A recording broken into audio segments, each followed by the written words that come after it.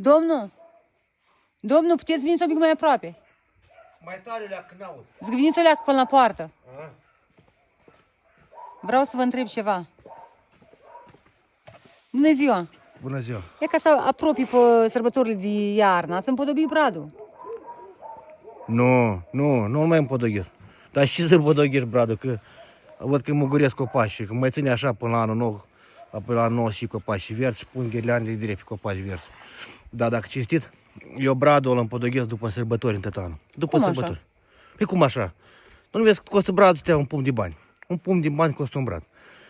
Și am văzut că vecinii ăștia ne-au cumpărat braz frumos. După anul nou, când tăți aruncă brază, eu aleg cel mai frumos din drum. Care e cel mai frumos, cel mai verde și ăla aleg. Pentru ce trebuie să dau un pumn de bani pe brad și peste 2-3 zile îl arunc. Nici n-am bani și.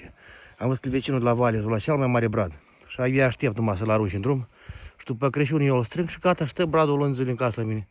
Degeaba. Dar nu costă un pumn de bani pe un brad. E o idee bună, știți. Hai, Bun, mulțumesc și sărbători fericite. Așa e când ai cap. Hai. E bună. Nu mai vlași băteți oameni la cap.